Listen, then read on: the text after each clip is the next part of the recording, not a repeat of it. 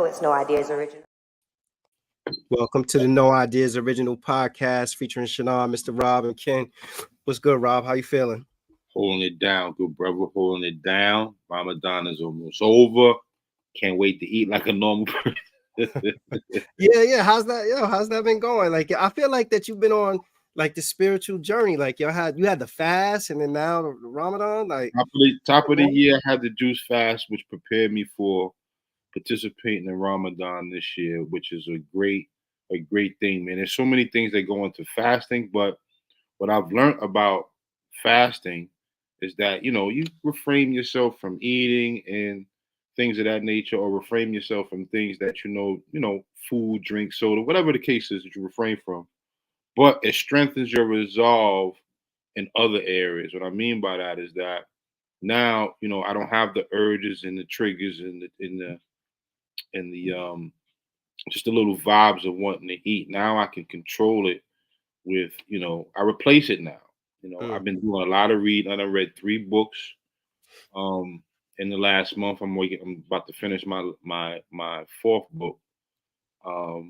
And it's put me in a place of real spirituality, man. I've been focusing more on myself, my health, because I'm going into my 3rd year since kidney transplant. And I want to reacclimate myself back into society, but in a healthy way. So I can move around a little bit and I don't have to be looking over my shoulders or be concerned about what I'm doing. You know what I mean? So I'm just trying to set the stage for myself moving forward. Bro. Yeah. No, I appreciate the discipline, man. Like that part alone, like the discipline to be able to do it is a testament to your commitment to it. So that's dope, man. So what you got next after this?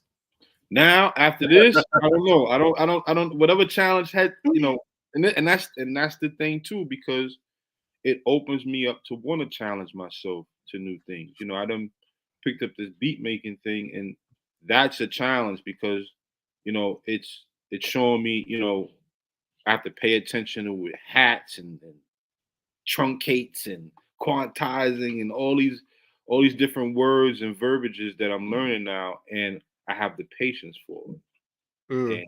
And fasting helps you build patience, helps you build faith, and I'm not scrolling on my phone. One of the things, although I'm on social media a little bit, but it refrained me from even picking up my phone and wanting to do that. I pick up the Quran, or I pick up my books, or I pick up something that I know I'm replacing with that time. You know what I mean? So, man, so I guess as an outside observer, I've noticed the evolution of your beats, but you being the actual person making them, have you noticed the evolution of them? Look, I've only been doing this for 4 months. So my man said, nah, you done past rookie. You the intermediate, almost. I'm like, nah, bro, I'm not taking that now, bro. I feel like I'm still in my rookie year. And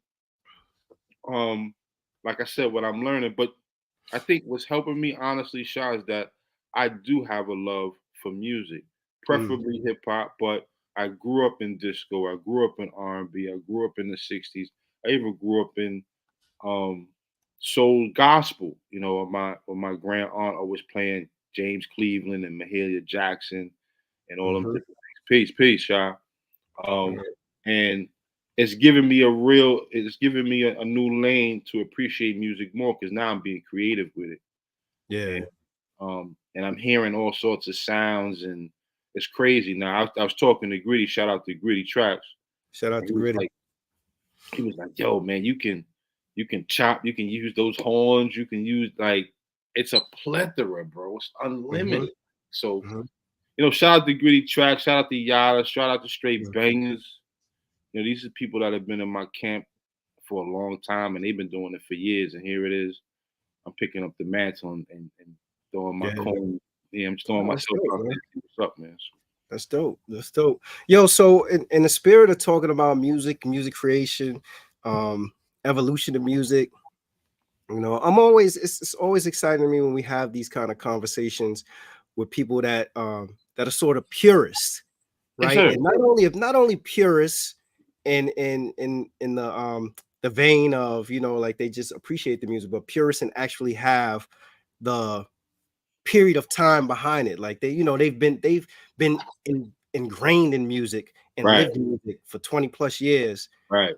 type thing or whatever, you know, and it's always a good experience to be able to pick their brain, hear about their artistry, their craftsmanship, you know, what they do. So tonight, we're fortunate, lucky to have Mr. Lord Have Mercy, DJ Lord. Brorabb, tour DJ for Kid and Play. What's up, bro? How you doing?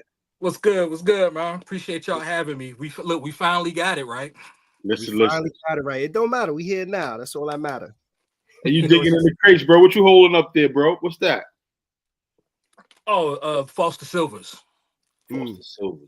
I may need to dig in your crates, man. I'm into this crate digging a little bit, man. You got some stuff over there, bro. Oh yeah, it's real over here. I've been at this a long time. I'm glad we're doing this interview while I'm in here, like kind of straightening some things out, you know. Right. So And that usually beat was crazy at the beginning of the show. That Yeah. beat, you did that? No. Yada did that. He's another co-host. He did it. Yo, I was feeling that. I recognized the sample off the gate. I was Yeah. like, yeah, he rocked that. I like that. Yo, you know what? Yada.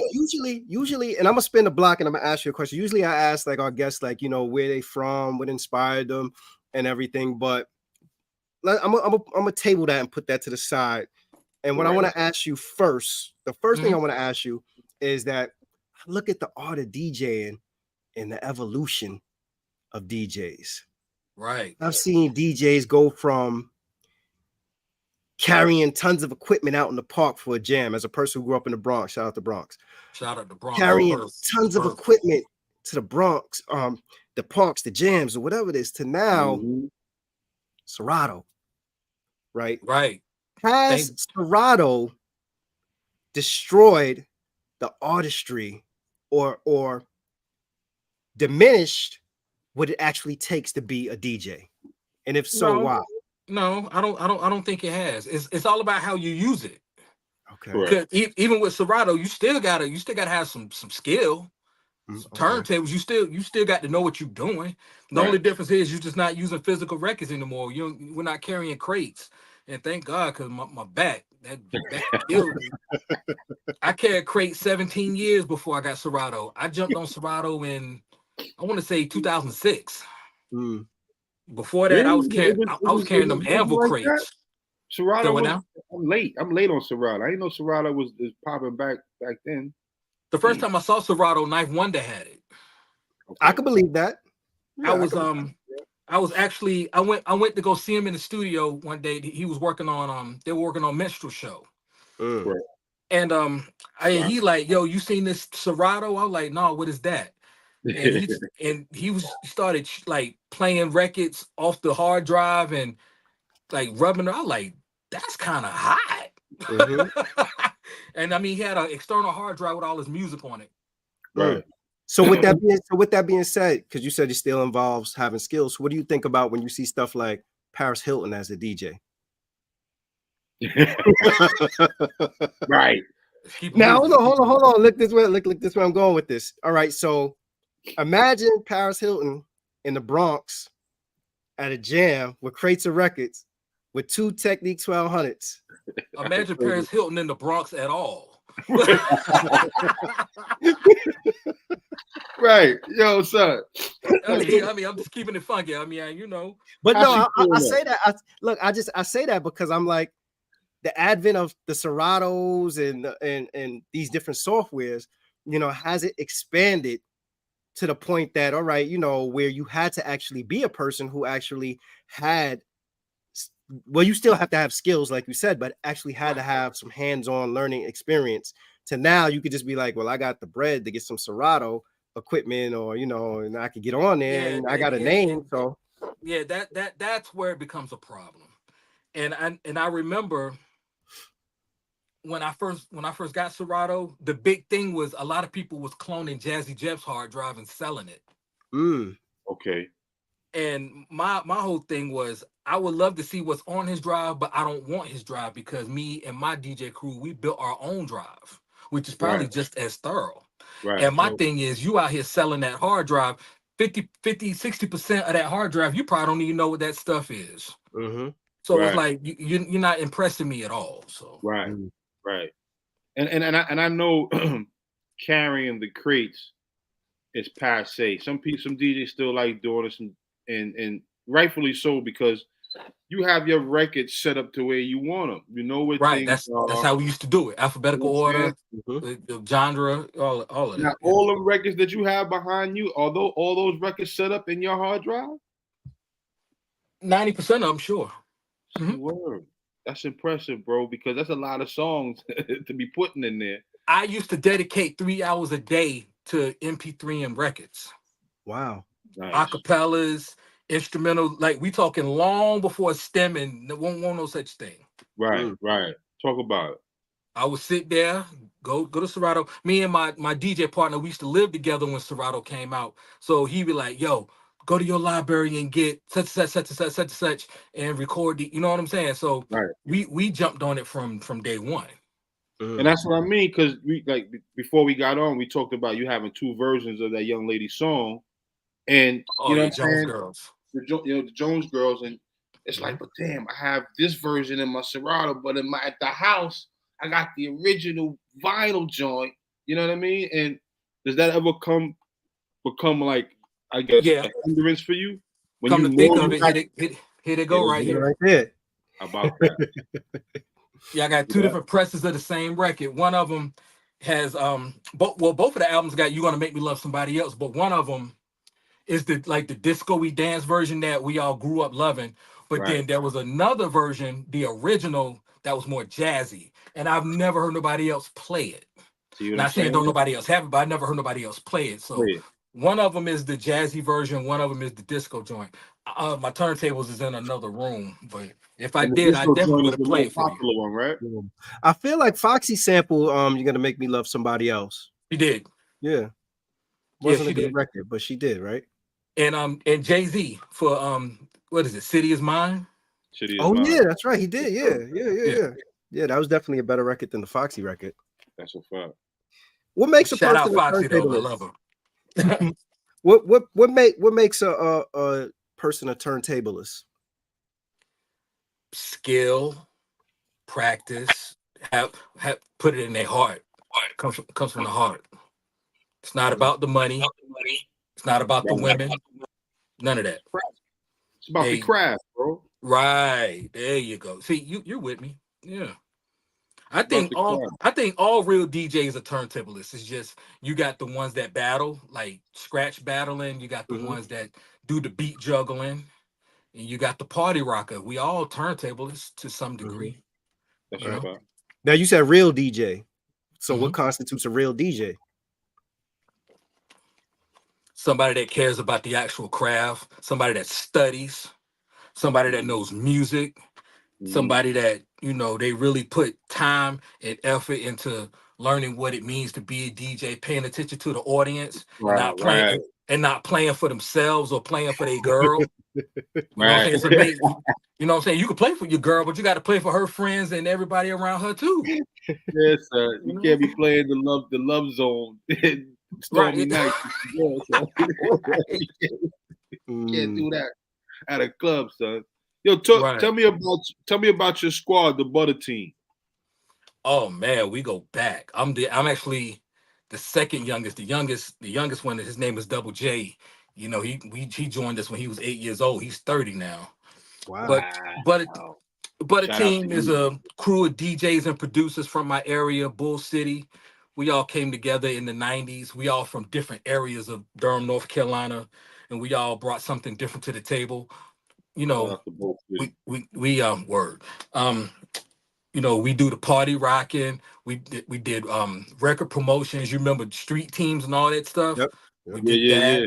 We did the radio, mixtapes, battle. We was just a self-contained group that we did it all. Nice. Mixed, like I said mixtapes, right? Yeah. What was great? Shot.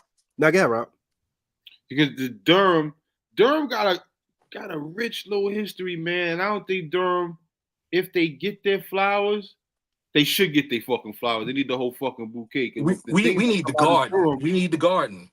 Son, the stuff that comes out of Durham between, I don't know, we know we're Ninth, we know Little Brother, we know Rap City, but G Yamazawa, I forget his name, but that's my man. I haven't seen him in a while, but nice kid. you know, most people do No Crisis being with Jamline with Knife. But DJ the Nabs. Pierce, DJ Nabs, DJ for Crisscross. see that? Damn. Do you remember that? And my man B, somebody you might know, B Lyles, he said his DJ was Skaz. That's my Daddy partner. King. It's my DJ Yeah. partner. Yeah. B Lyles is my brother, son. We pretty much grew up together in the Bronx. It's funny that he knows you. I was like, Shout out B Loud, shout out Starting Line. They used to throw parties around here. Yes, You know what I'm sir. saying? They're legendary around here. Shout out B Loud. I haven't seen them in a while. He's doing well, man. The brother's doing well. But what stood out to me with Durham talent was the dude Pierce Freelon. Oh, absolutely. He That's was my a man. candidate to be a mayor. That's my On top dude. of being a rapper, I'm like, this guy was about to be Durham mayor, man. And he's an award-winning web series for PBS. He has an award. I'm like, yo, Durham got some You know who his mom is, right? diamonds in the rough out there, bro. You know who his mom is, right? No, sir. No. Nina Freelon, the famous jazz singer. That's his Oh, mom. really? Yeah. Wow. Right. See, And Durham, rest in peace to his pops. He was a big time architect. Like a lot of buildings in downtown Charlotte, he built them joints. Damn. wow. Yeah. That's what I mean. Durham is a diamond in the rough, man. Polish that shit off, man. Let Durham shine for a minute, yo. You want some real Durham history? Some real Durham history? Mm-hmm. Matter of fact, I got the record like right here. Hold on, let me grab this joint. In the 70s, there was a group called the Modulations. Straight out of Durham, they were signed to Buddha Records. What they sound like. Right. Durham, the Modulations. Matter of fact, you remember the Common album B? Of course. Yes, sir. The very last song, It's Your World? Yeah. Modulation sample. Wow, word? That's my song, son. I love that song B. Straight out of Hillside High School, right here. Damn. Go on YouTube and look up the Modulations. They were actually on Soul Train with Betty Wright. Damn. No, I am. I'm about to do that. So how'd you end up getting into DJing? Oh man, we got to go back to my mom's. My mother was an adamant record buyer. Like when I was a kid, anything that was hot, the Whispers, Shalimar, the OJs, anything that was hot, you could dance to it, she had it. And she got tired of me throwing her records like frisbees. So one day you was destroying gold out there, bro. Yeah, I used to get that behind beat too. But she finally showed me how to play the joints. Okay. When she did that, it was on and popping from there. She would buy me my own copies of the same record that she had. She'll buy me a copy so I won't have to mess with hers. Oh, okay. So between my mom and my pops taking me to the record store like every week, I had to have a new record every week. I mean, that was just my thing. I was sucked in, and this was bigger than hip hop. If Sister Sledge had a new record, I had to have it. You know what I mean? I love music, so that's how I really started. And since we're on the subject, my mom's best friend's 2 sons were DJs. Oh, okay. So we talking early 80s. And I remember this particular night like it just happened, right around 83, I believe. My mother was a beautician, cosmetologist. And it was Christmas time, and they had 2 parties. They had one party for us kids, and then they had another party the next night for the adults. So when it was kids' night, you know, I was into breaking and all that too. We get to the party. I saw this dude, which was my mom's best friend's oldest son. He had 2 turntables, but back then I used to call them record players. I didn't know the term turntable. And he had this thing in the middle where he would go from the left turntable to the right turntable. And I'll never forget this for as long as I live. You remember Sweet G, Games People Play? Yeah. He had that playing. So, you know, after the chorus, the second time, it breaks down just to a break beat. Yes, sir. So it got down to the break beat, and he brought in the acapella. I didn't know the term acapella of SOS band. Just Be Good to Me. Just That's a be sick good mix. to me. He had the words to that with that break beat from Games People playing. I thought that was the Yeah. flyest thing I ever heard in my entire life. Wow. I was so fixated on watching them DJ all night. I ain't want to dance. I ain't want to nothing. You're just watching. I was just watching, soaking all of it in. So that from that night, I was like, I got to get down with what he was doing. Yeah, because I read you, man. You and your pops used to take trips to Sweet Emma's to get records, man. I was like, that's a dope little. You got to be from Durham to know about Sweet Emma's. You know Sweet Emma's. I don't even know, but I did my research, bro. Sweet Emma's must have been that spot. But you know what? But it was a low spot too, because it won't like in no mall or nothing. It was a house. Wow. What was the first set of turntables you got? You started off with 1200s? Oh, absolutely not. No. Oh, I was about to say, like, ooh, you must have been built for it, boy, right out the gate. 1200 didn't come till later. I got I had a Technique SL 230, which was my mom's turntable that I grew up having in the house. So I jacked that one. And I took some money I had got for Christmas and went to a pawn shop and got an SLB2. Okay. And I remember the first mix I had was a Gemini, and it only had 5 functions, including off and on. It had off and on, fader that was streamlined into the mixer itself, so I had to dig down into it. And volume 1, volume 2, and I think a volume for the headphones. That was it. That was it. Matter of fact, my first set of turntables, I still have them. Now hold on. It had those 5 functions, but was the mixer like that big? No, it was a small joint. I know what you're talking about. You're talking about those big donkey joints. Yeah, dude used to have mixers that look like the Atari 2600, and it got 4 buttons on it. I ended up getting one of those mixes too, because that was the first mix I ever had with sound effects on it. And you know, they sounded very cheesy at the time, but hey, in 1991, I thought I was doing something. Stop playing. Yeah. So is it safe to say it was that moment when you heard that mix that you told yourself it cemented the idea for you? I'm gonna be a DJ. Well, even before I saw that, I always knew I was gonna do something in music because I always gravitated to it. But when I saw that night, when I saw Vincent Chambers DJ, I was like, I got to get down with that. I didn't think I was gonna make no living off it. That came way later, but I knew I wanted to get down. You know what I mean? So in North Carolina, in terms of, I'm just thinking about like the DJ scene, and we talked prior to, and you know, we're similar in age. So I'm thinking about like my experience of like DJs and how I've seen DJs, how I've seen the evolution again of DJs. And I remember being younger and seeing like the Brucey B's, listening to Brucey B's and Kid Capri's and stuff like that. And then seeing a transition to like the Ron G's and doo-wops. And then from them to like the DJ Clues and the K Slays and stuff like that. Just wondering, from your perspective as a DJ, what did you think about when it went from mixing to just who had the new record first? The new records. Well, I mean, at the time, I didn't have a real issue with it, because maybe, like, let's take Clue. Maybe cutting records at 50 miles an hour is not his thing. Maybe his thing was, let me get that new Mobb Deep before everybody else. That was his thing. So he knew his lane and he killed it. That he definitely did. Because everybody can't be a Kid Capri. Everybody can't be a Ron G. Everybody want to. Bruh. I mean, when you want to talk about Kid Capri, that dude to change your life.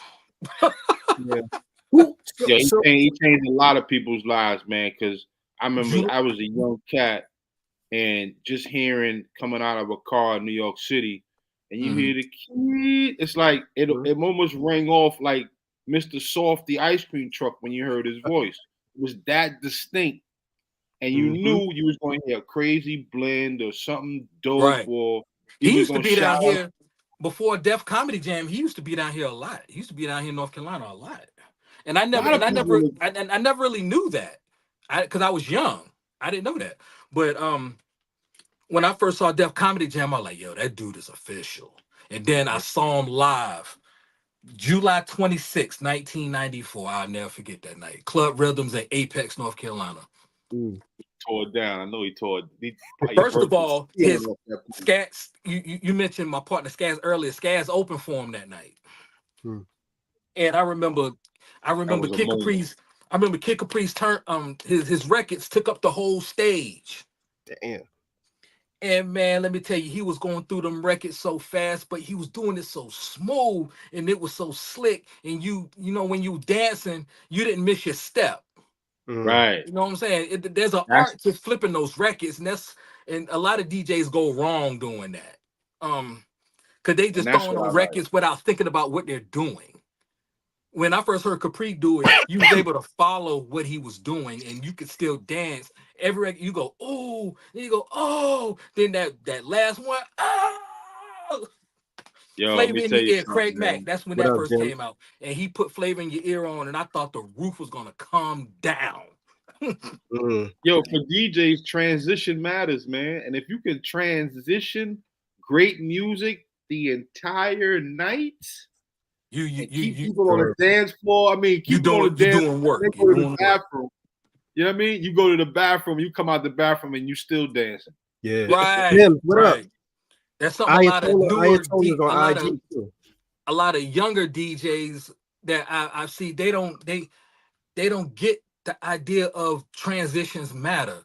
And transitions matter, bro. And you know what? And I can't fault them because a lot of people don't have mentors now to teach them that stuff, to show them how important that is, especially DJing a big audience.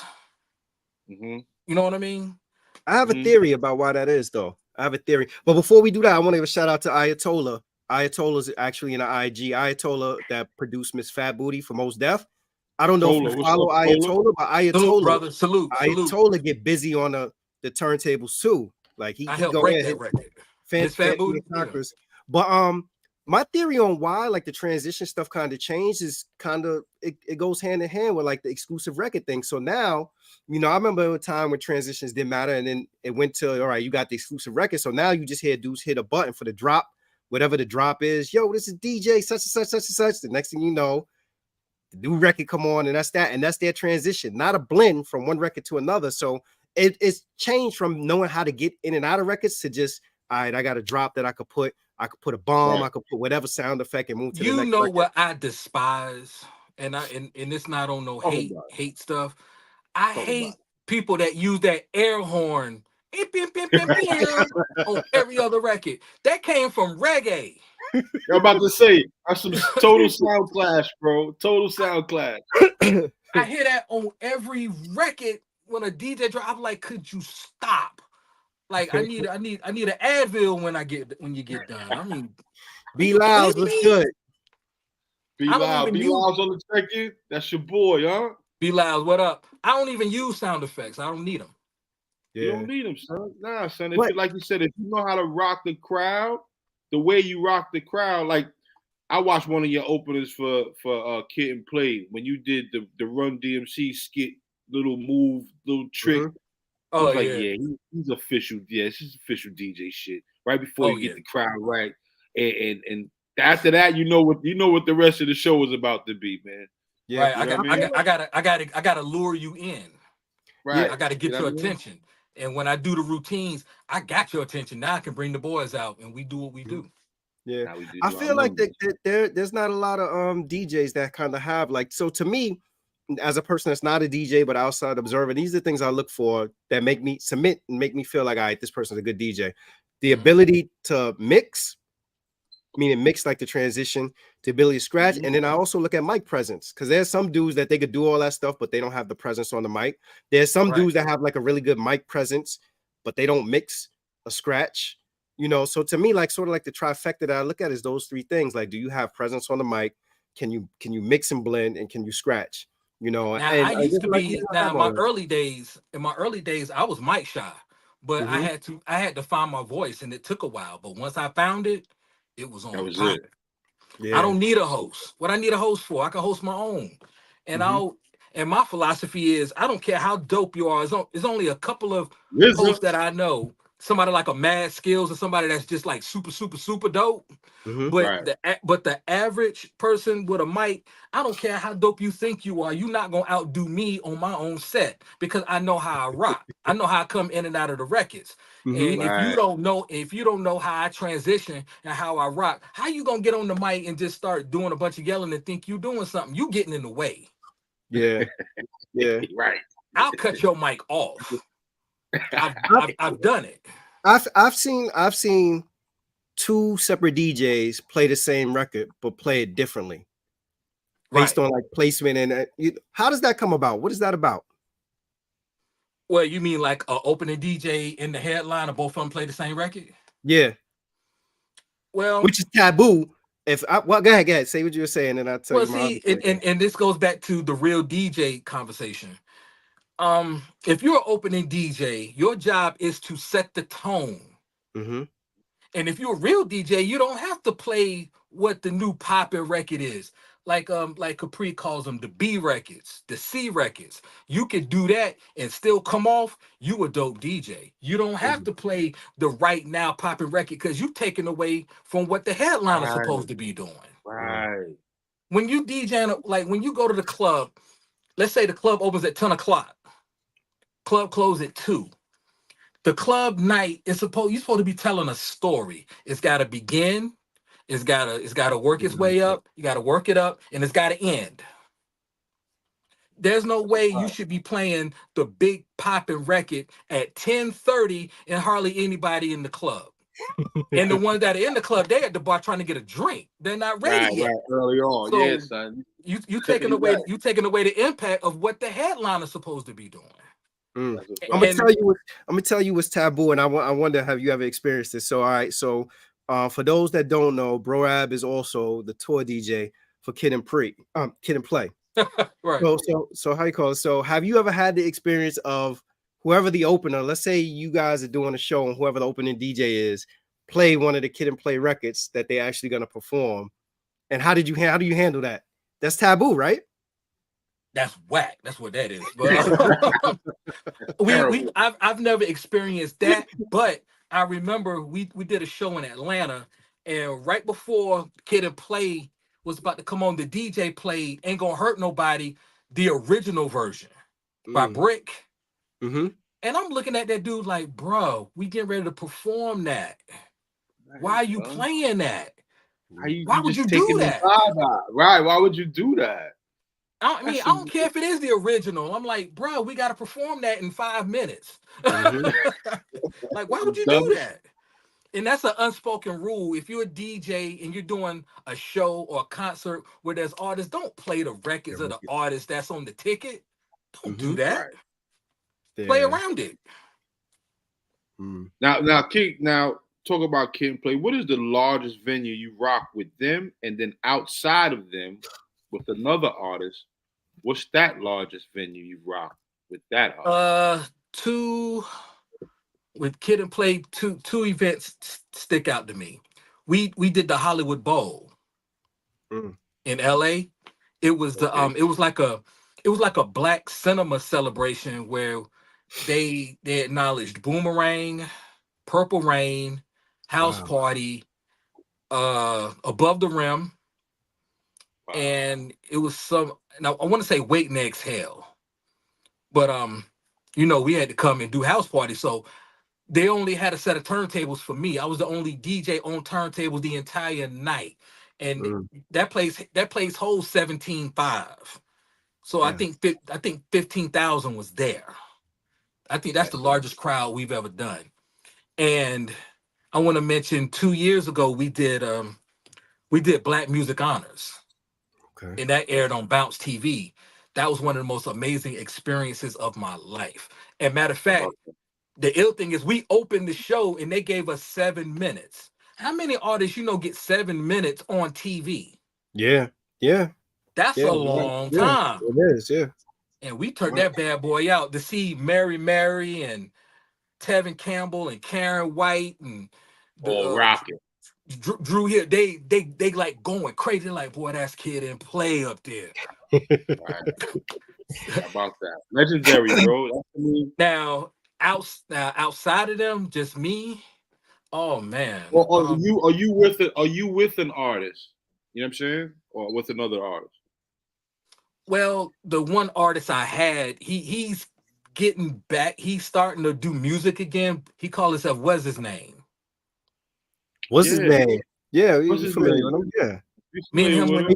Straight Bangers, our people, Straight Bangers do projects with him. Right. Well, me and him grew up together. We went to elementary school and we reunited right before we got to high school. We both went to the same basketball camp. Okay. And at the time, he had a rap partner named Mario, and they didn't have a DJ at the time. And I'm just sitting here like, I'll be a DJ, knowing I don't have any equipment, I don't have anything. But like, I'll be a DJ. So that was my excuse to go get some equipment. You know what I'm saying? So my career started with him. What's his name?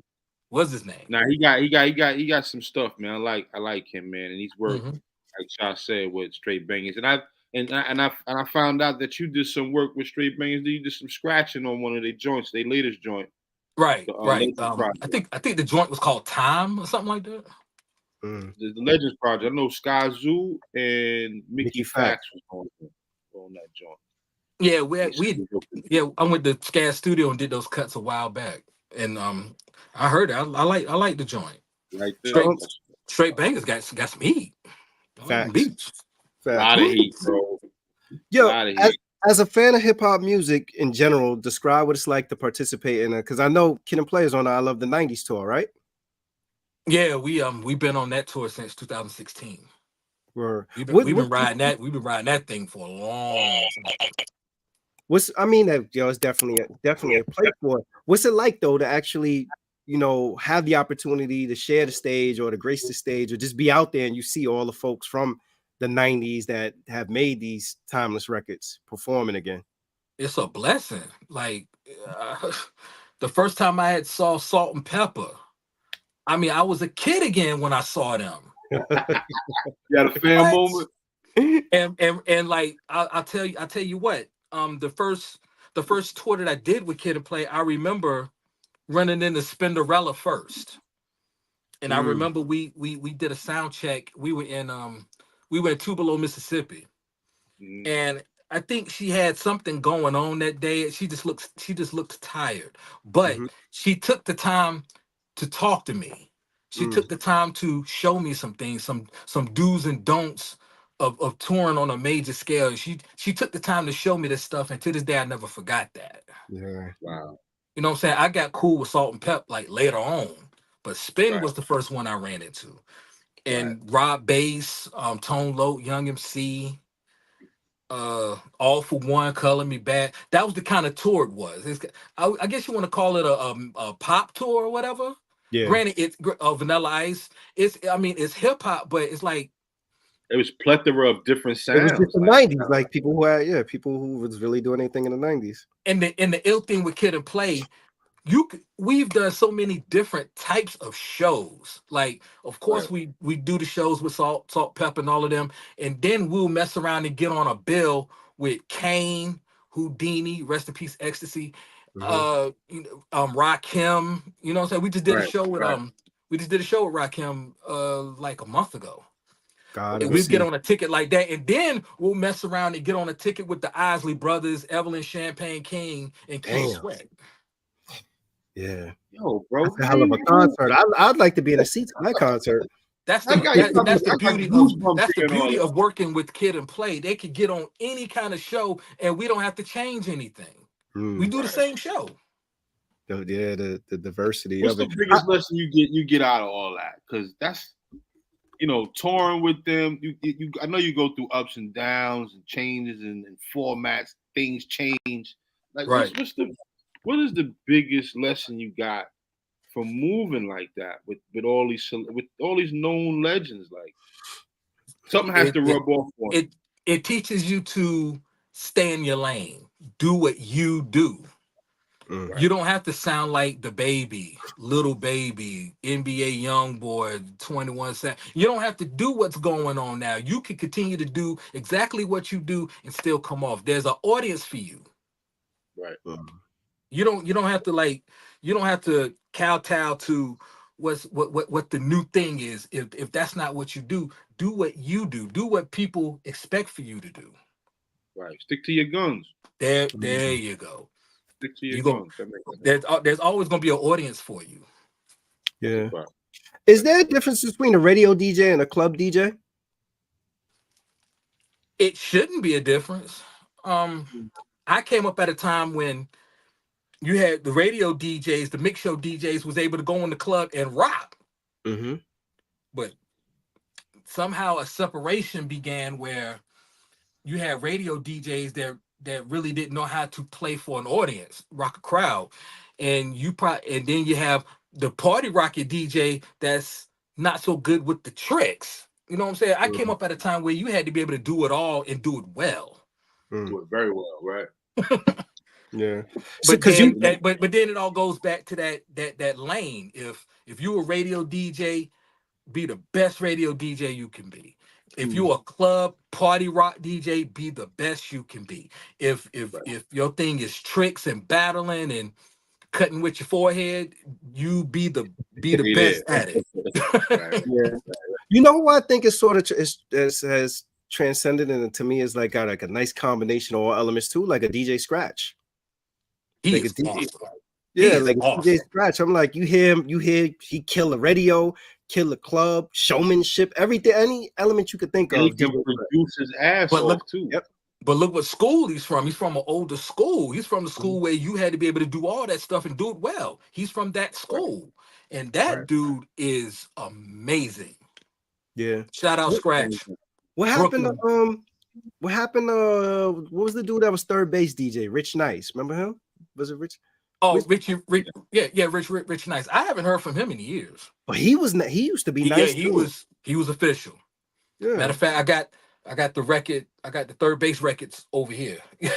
Yeah, Rich Nice. It was back then. It was like, damn, who got it? Like Rich Nice. There was some joints back then. Rich Nice wasn't he in Juice?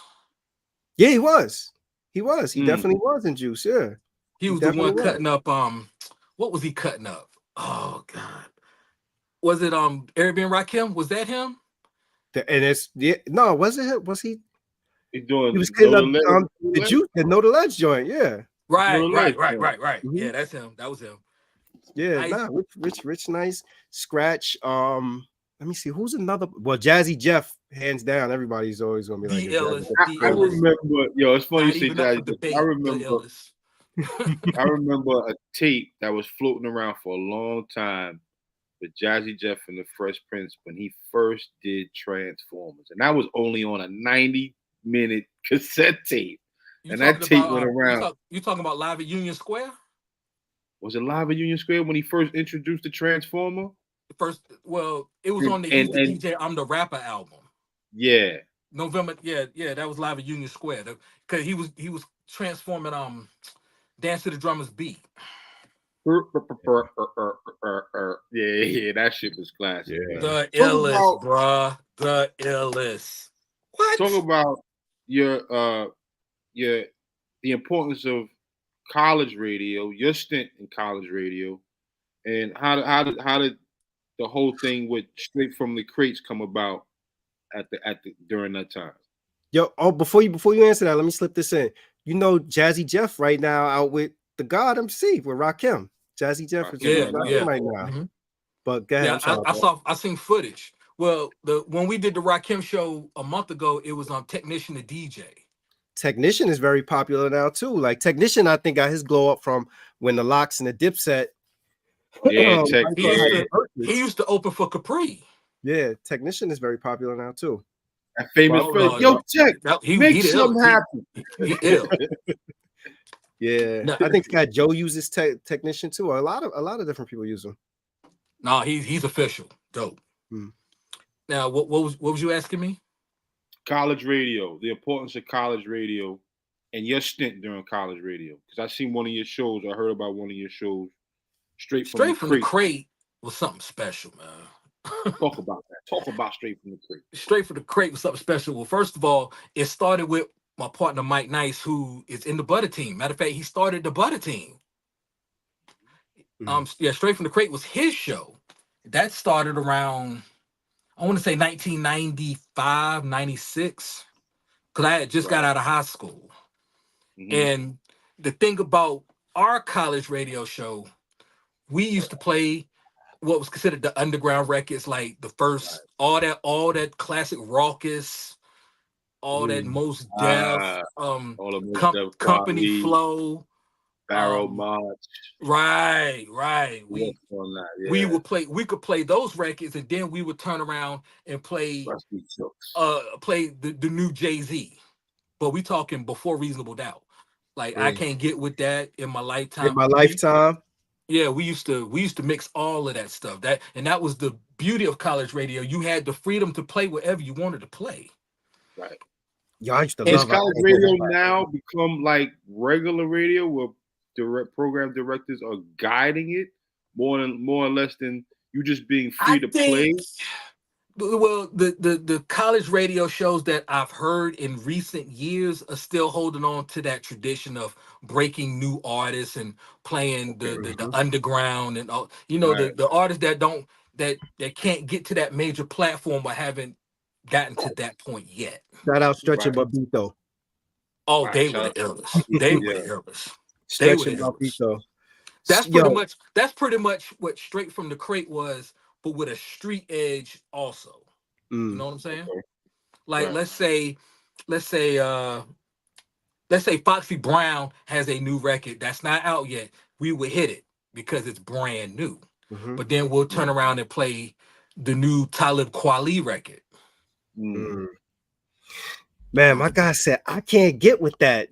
Remember that record, Rob? Matter of fact, I got it.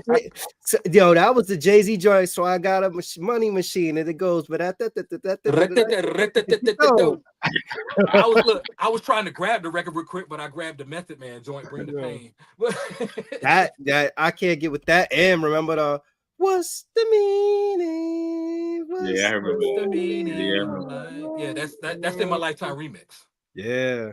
Matter of fact, y'all know about In my that. lifetime, I gotta see a whole lot of cash. I need a whole lot of dough. That's the dead president's joint. Look at the beautiful condition of that vinyl. That's how you know that's called carrying it in crates for over 20-something years. Yeah, that's what I'm saying. But guess what? The vinyl still looks good. The record still looks good though. That's it. It don't matter. That's called paying dues. That's what I'm saying. That record went and traveled a couple of places. See, look at this. Black Sheep. Choice is yours. I carried this record since 1991 to 2006 in a crate. So of course it's going to be scraped up, and I love this because this is years of work. Yeah. You throw that on a 1200 right now, it's crispy as a motherfucker. She's still right now. I didn't have about 5 or 6 copies of this record because you cut a record up so much the way you start cutting the words off the song. They was like originally on like Mercury or Polygram or something like that, right? Yeah, Mercury. So again, like talking about like technology and advancement and everything when it comes to DJing, and now to move it to like the tour DJ aspect, right? Like I remember a time where there were artists that were performing without DJs with DAT machines. What brought the DJ back? What made them realize like, what the hell we doing with this DAT machine? It just looks good, man, to have your DJ up there. The DAT machine could get messed up, the tape could get hung up, and anything can happen. Well, anything can happen if you got a DJ or not. But it just looks more official, and the DJ is supposed to help it. What's the word I'm looking for? Enhance the show. I agree. A DAT machine can't be like somebody say ho. Right, son. DJs are the jump starters, man. They get, like you said, you come in at a club at 10 o'clock, the DJ should know what to be playing as people are walking in, getting their drinks, getting themselves set up, and by 11:30, that banger comes on, and that's it. Then you ride it out to like 2, 3 in the morning. But the crazy thing about the club scene now, the club scene has changed so much. It's like when you go to, like, back in the day when we used to go to the club, we used to go ready to dance. As soon as we go to the bar, get that drink, I'm ready to rock. You know what I'm saying? When I'm not DJing. But now, in the past maybe 10 something years, you go to the club could be packed, but everybody on their phone. Or recording, right? Yeah. Look, everybody having a photo shoot on the dance floor. I'm like, for real? And that's considered lit. Yo, you about to get robbed. One of Robb's pet peeves is that people don't dance no more. So you about to get robbed, about to go off. I come from, they don't. And I'm not super old, and all my peers that are listening, if you remember going to parties, clubs, whatever, you remember this. The parties had your R&B and hip hop. Then there was a period of reggae. Right. But there was also a period of slow jams, my nigga. Right. That was the period that you waited for. That was the most important part. Grab somebody. When the slow records come on, that was your time to seal the deal. That was it. And then if the party was still live, it may go back to some upbeat and keep the party going. But there were segments in the party where you got to enjoy it, and there was little intermissions. Like I said, little reggae. None of that. Now you go. Don't forget go-go, depending on where you're at. Don't forget go-go. DC, you're gonna get that. I love go-go from Maryland. From Maryland to maybe the end of North Carolina. That's where go-go peaks. Go-go land. Huh? Yeah, I love go-go music. I could play that all night. Yeah. I lived in Baltimore, and they love house music. They'll play hip hop. We were just in Baltimore. We were just there. We were just there. The club that we performed at, the DJ was playing nothing but Baltimore house music and was rocking. Rocking it. You find yourself in aerobics class real quick at a Baltimore party. You like, oh shit, I'm dancing. Now you want to talk about the new modern records. I can't be mad at twerk records because at least you're dancing. I guess that's right. I guess. But then when you start getting into the trap records and the trill records, and all you doing is that's not dancing. I mean, you vibing with a bop to it, but that's not dancing. I remember going to the club. People had routines. When you play DOS effects, they want effects. People had routines to those records. Right, bro. You get a circle going on in the middle of the club. Right. And lo and behold, when the house music come on, Follow Me and Follow Me is a big one. Hot music. Oh, that was the time to really get busy. You come out the cup sweating, bro. That was a good night. This brings me back to another fact. I remember I played a lot of basketball, but I never liked going to practice. You know what I would do? I would go to a club and dance all night, and that shit kept me in shape, bro. I ain't lying to you, man. Dancing I'm not even mad at that at all. Kept me in shape, bro. I ain't lying, man. It kept me in shape, man. Women used to love dudes that could dance. So you dance. I mean, you was winning. They be waiting until you get on the floor. Absolutely, you was winning. Before I was a DJ, I used to want to be a dancer. I was. I ain't gonna front on. Me and my crew, we used to. Man, whenever MC Hammer used to come out with a video, we used to try to learn the routines. When Kane would come out with a video, Scoob and Scrap. We used to kid and play. If you could look, you wanted to get a girl number back in middle school, be able to jump over your leg. Yo, son. So where'd you end up meeting Kid and Play at? How'd you end up hooking up with them and becoming their tour DJ? Oh, that goes back. Me and my crew, the Butter Team, we did a documentary called Welcome to Durham. So that hold on. Say that again. Welcome to Durham, because we talking about that earlier. The distinction. It's not Durham. Go ahead, get it right. Bro. Not Durham. You spell it D-U-R-M. No. Durham. H-A-M. Durham. Nah. D-U-R-M. Durham, my brother. Whatever keeps your coffee pot warm. But anyway, we did a documentary called Welcome to Durham, and Play that he actually had moved to Durham. him and Knife Wonder had the hip hop electoral class at North Carolina Central. Okay. Play ended up hooking up with us, and he did the narrations on the movie. Oh, that's dope. So from there, I used to go to Knife's class and just sit in and hear what they was talking about and things like that. And me and Play clicked, and we worked on like little projects that he would have that had nothing to do with Kid and Play, because at the time Kid and Play really wasn't active. They might do a spot appearance here and there, but like it wasn't no touring, anything like that. And with all the work I was doing with Play, it spilled into Kid and Play, because during this time, the 25th anniversary of House Party came along. So the phone started ringing. Djing. And I remember Kid and Play did an appearance on the Arsenio Hall show. When you remember when Arsenio Hall came back? Of course. So Play had asked me to put the set together. So I did that, and they it was another show, the Monique show. Remember Monique? Remember that? Monique had a show.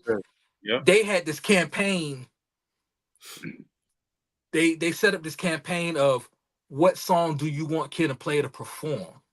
So what I ended up putting together like a medley mix. Right. And the people voted on what song that they were going to do. So I started doing Kid and Play stuff back then. This long before I even became their tour DJ. So when that came along, I was like, heck yeah, let's go. Let's get it. Right. You already warmed up to it already. I remember the first show I did as their DJ. We were in LA. The Staples, was it Staple Center? Yep. Across the street is Microsoft Theater. That's the very first show I did with them. And the unique thing about that show, Play was sick. Wow. And he was losing his voice. And I remember Kid coming up to me like, do Play's verses. I'm like, what? Yo, that's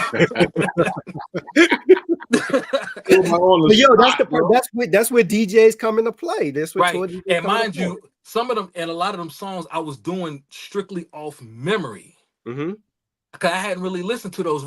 I mean, I listened to them, but not to try to learn them word for word. But I did the best I could with them just to help Play out and get through the show. But I learned a very valuable lesson that night. I said, before every show, I'm going to listen to every song we do and make sure I know it front and back. Because you never know when you're going to have to. You never know when you have to ad lib. You know what I'm saying? Yeah. The DJ, I can do the verses while they catch their breath, and then they can continue it. Right. Speaking of go-go, Rolling with Kim Play to me is a go-go record. Very much like a go-go. Well, I mean, it's go-go samples. The whole song is the backbeat is Fourth Gear by Trouble Funk. Okay. And the part where they actually do the kick step, that's Chuck Brown, We Want Money. So basically it's a go-go record, because at the time, Herbie Lovebug, I think they were really influenced by go-go music by going to the colleges at the time. Yeah. Right. You know, Salt and Pepper, Shake Your Thing. Exactly. That's a go-go record. Yeah. Absolutely. I'll Take Your Man. That's a go-go record. Matter of fact, Salt and Pepper. Go found his way in there. My mic sounds nice. That's a go-go. That's Junkyard. That's Slow it down. Nice check one. Yeah, that's definitely a go-go record. Right. My mic sounds nice. Check. So all right, so you say, so you go out, you do that, you do the first show with them. After you do the first show, it's cemented. You're like, all right, so now they ask you, I guess, to be the tour DJ. You know, and then what? Like what was that like? Because I've gone to like a number of different shows. Kid and Play, I'll say, is like one of the few groups that I haven't actually seen perform in person. What's a Kid and Play show look like? It's a big party. It's a hip hop show. It's a comedy show. Because Kid does comedy, stand up. Right, he does. So we incorporate a lot of jokes. We try to bring that feel good house party vibe. You know, right. I don't care if you got beef with somebody in that building. When Kid and Play is on stage, you're gonna forget about that, because you're gonna be too busy intrigued by the show. Good. Their music always predicated having fun and partying anyway. There's nothing crazy about their music. So when you heard you know, you heard certain songs come on. If you ain't dancing, bro, I don't know what's wrong with you. I can't dance. Everybody could two-step though. Right, listen, you got a little sway to you. You can move. Keep a little sway to you, man. Everybody could do this. Talk about it. Shy. I'm done, Shy, actually. So hold on. So we got a little thing we do around here called Give Me Five. Oh Lord. Okay. Right. And Give Me Five is you know, we usually ask for 5. Okay. I guess I want to add, you know what? I'm glad you asked that because now that I know all the records, I want to add a Give Me 5, but I'll let you ask him and Give Me 5 first. Give me 5. Give me the 5 top hip hop groups of all time, not including Kid and Play. Okay. 5. And when you give them, you got to tell me why. What puts them in the 5? From the foundation all the way to now, 5 groups. Where it could be whenever. 5. Well, we got to start off with Grandmaster Flash and the Furious 5. Great. Because I think they put together like the first real hip hop stage show. You had 5 MCs sounding like one person. Definitely was. Where would hip hop be without them? And you had Grandmaster Flash, who was the Don of DJs. He pretty much created everything that we do. He was the complement to the MCs. And we ain't necessarily talking about skill level as a rap as rappers, but granted, Melly Mel and Raheem were beasts. Definitely were. And so Melly Mel to this day is still battling with Eminem. He's still one of the top MCs ever to me. So Grandmaster Flash and the Furious 5. Okay, that's one. Wu-Tang. It's a good pick. How about this? You got how many members was it? 8 or 9? Was it 8 originally, but I think Cap made 9 when they had a Cap. Cap made 9. Yeah. Okay, let's say 9. You got 9 sharp MCs come together, do an album, then all 9 of them branch off and have their own individual albums, and then they come back to do another. That's the illest. Who does that? Nobody. Come on, man. The Wu-Tang, Furious 5, Outkast. I will put Outkast because the ill thing about Outkast to me, I really wasn't digging them at first. When I first heard them. They grew on me too. They had to grow on me. I had to, that first album, I had to really sit down and digest that album. And what won me over was the joint Get Up and Get Out. Yeah, right. I don't recall ever graduating at all. Sometimes I feel I'm just a disappointment to y'all. Like, man, this is hot. Yeah. I mean, you can't deny that. Right. You can't deny it. They won me over was Elevators. Oh yeah, so they got you on the second album. Your mama and your cousin too. Public Enemy. Public Enemy. Yes. It don't get enough credit. Public Enemy does not get enough credit when we have this kind of conversations. Public Enemy to me is like the Rolling Stones. Talk about it. Nah, talk about it, bro. They can tour right now, bruh. And I met Flavor Flav, and I know Terminator because he lives here. Terminator X. He from Durham? He lives in Raleigh. Okay. He lives in Raleigh. Yeah. Terminator X got an ostrich farm. Yeah, just throw that out there, son. But hey, that is lucrative. Never works, right? Lucrative. I met Terminator. Terminator been down here since the 90s, like the mid 90s, because he used to come into the record store that I used to work for. I used to work at a record store called Willie's. Willie's. A lot of people refer back to the Carolinas that, you know, Shaddai X lives in Carolina now. I just talked to him the other day. I think Big Daddy Kane lives in Carolina. He lives in Wake Forest. Yeah. Nice house. Yeah. Okay, right. So I said Furious 5, I said Wu-Tang, Outkast, Public Enemy. That's 4. One more. Oof. It's gonna be hard, man. It's gonna be hard. My top 5 should be a little easy. No, it's not easy because there's so many groups. It's not easy.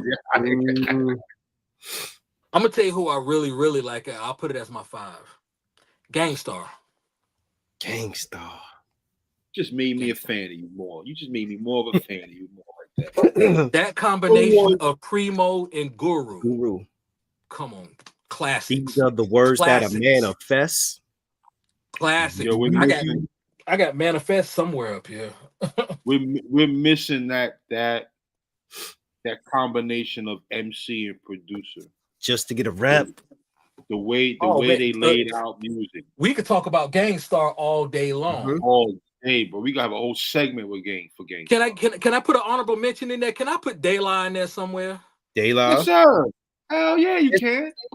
Bruh, I will say this, and some people might disagree with me, but they have never made a whack album to me. I don't think so either. Yeah, I don't. And to me, the weakest album to me was Balloon Mind State, and that joint was crack. It's crack, bro. What was the first single on Balloon Mind State? What was the first single on there? Break of Dawn. Oh, Break of Dawn. I like that. That joint was fire. Speaking of De La Soul, this is Potholes in My Lawn 12-inch. Pothole classic record. Yeah. People slept on Grind Day. Grind. Oh, bruh. Y'all remember the joint? Y'all remember the joint? Trying People. Yes, sir. No. If that ain't one of the most grown man hip hop songs, if you really listen to what they're talking about, that's like Trying People. That's the sample is the Fifth Dimension. Some other honorable mentions: EPMD. I forgot about them. Jeez. Can't forget about Mobb Deep. Right. You see what I'm saying? Like it 5 isn't fair. And technically, that's why I say, and technically, Eric B and Rakim also technically is a group. Was a group. You know, we'll be here all night, man. Yeah, Rob, you're 5. Since you got a record collection, then give me your top 5 funk album. Top 5 funk albums. Okay. Number 1 for me is Parliament, Mothership Connection. Number 1. That album changed the game. Like, who makes a 7-minute song of just talking? And it still come out hot. The reason why I'm asking for funk is because I read a book about Jay Dilla, and Jay Dilla, one of his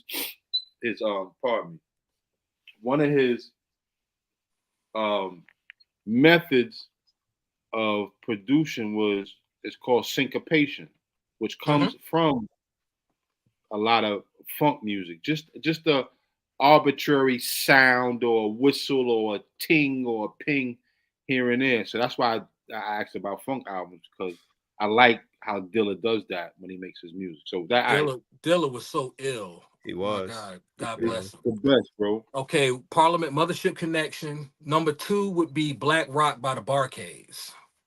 Black Rock. That's what I wanted to hear. Black Rock by the Barcades. Pete Rock pretty much butchered that record with just from. Matter of fact, I got it up here. It's like right up here somewhere. Like just the sounds off it. Right. That's what I mean. The sounds and the whatever instrument they were using. They just using so many different instruments. Right. Bootsy, Stretching Out, and Bootsy's Rubber.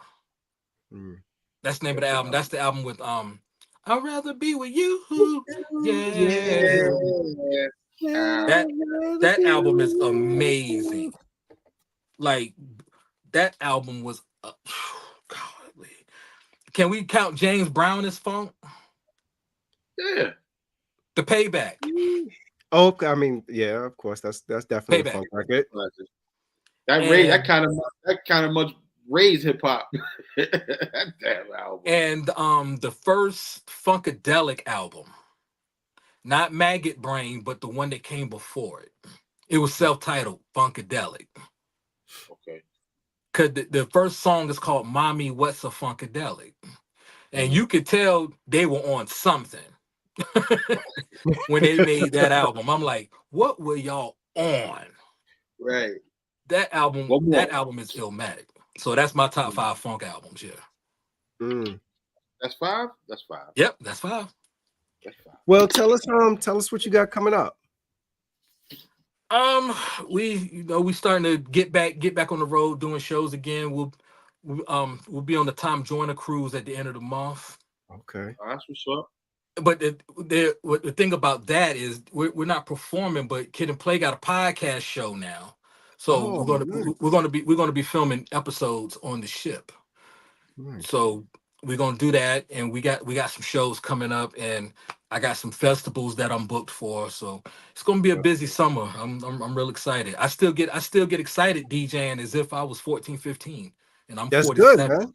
That means that you're passionate about it and you like what you do. Right. That's dope. That's dope. And just talking to you, I could tell, that your passion for music, man.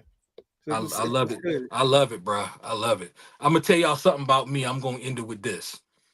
Growing up, I was not the most popular person when it came to getting the girls. I was not that dude. I was not the pretty dude. I was not the straight A, AG, academically gifted is whatever they called it. I wasn't that. I wasn't the star athlete. Granted, I could shoot a 3-pointer, but I wasn't dope enough to really do nothing with it. And I ran track, but I was tired of getting those Charlie horses in the middle of the night. But the one thing I had over a lot of people, and anybody who grew up with me will tell you, you weren't gonna beat me to no album. You was not gonna beat me to an album. I could tell you from the time I was a kid what the next thing was gonna be. The first time I heard Salt and Pepper, I was like, them girls getting ready to do some damage. They ready. And I'm saying that at 10 years old. Wow. The first time I heard EPMD, I was like, there's something special about those dudes. And a lot of people was dissing them because they said they sounded sleepy.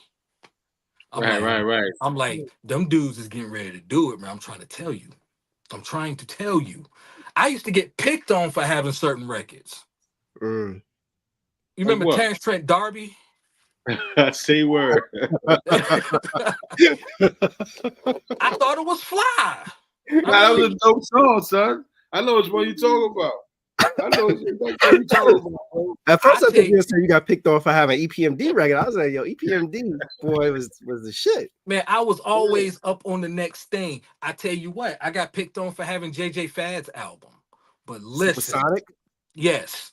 I didn't really care for Supersonic, but I was that type of dude that if you had a popping record, even if I didn't like it, I still bought your album because there was going to be something on there I liked. And let me tell you, the whole B-side of that JJ Fad album, different. A lot of people didn't turn the record over. Which they usually do. The B-side was all hip-hop beats, hard beats at that. The A-side was all the supersonic sounding stuff. And I remember telling MCJB that I had met her when we did a West Coast show, and we did a show with JJ Fad. I told him, I said, I tried to tell people to turn that record over and listen to the hip-hop joints. They had a record that started off, Dr. Dre is on the drum going bum bum boom boom boom boom boom. He's gonna cold get dumb going bum bum. Man, they rocked. They rocked. To the B-side. They rocked. And of course, they had the Come and Correct joint that was on Coming to America soundtrack. What's up with because Vanilla Ice is on that tour too, right? Like what records that I never listened to any other record outside of Ice Ice Baby from Vanilla Ice. Like what else does he have? Well, that's the one record he does perform. He does that, and he does play that funky music, White Boy. And okay, I've heard that. He does ninja rap. Oh, so the Ninja Turtle joint, right. When he was in Ninja Turtle movie. The crazy thing about Vanilla Ice album, it was 2 songs that I thought was so dope, but a lot of people wasn't trying to hear me. He had a joint called "Stop That Train." Really? Stop That Train, and he had another joint called "Go Ill." He rhymed over the you know the DJ Cool Let Me Clear My Throat beat, 900 number 45 King. Vanilla Ice was rocking over that. Vanilla Ice over Mark the 45 King. Over that? Look it up. It It should be on YouTube. It's called Go Ill. I'm gonna look that Go ill, go ill. I remember. I don't even. Nah, that's one record I don't have in this room right now. But I remember I had a dub of the cassette. That's how I know. Raw record. When you said Stop That Train, I thought you was gonna say Chub Rock, because I remember Chub Rock had Stop That Train on. I think the Winter Is album, right? Right. But Vanilla Ice had a joint called Stop That Train too. Stop that train, I wanna get off. That beat was hard. I ain't gonna even lie. Who was doing Vanilla Ice production? That's a good question. I don't. Next time I talk to him, I have to ask. I don't even remember. You got me. That's good trivia. I don't remember who did any of his music. No. Well, we got your Instagram handle up here. If people want to get in contact with you, how else can they get in contact with you? Well, mainly my IG is the big go-to, and of course I'm on Facebook, so it's all connected. So y'all DJ y'all get at me. We want to thank you, man, for pulling up and having this conversation, man. I enjoyed this. Thank you so much. Thank you. Appreciate you, bro. Salute, man. Thank you. This was a anything I can do for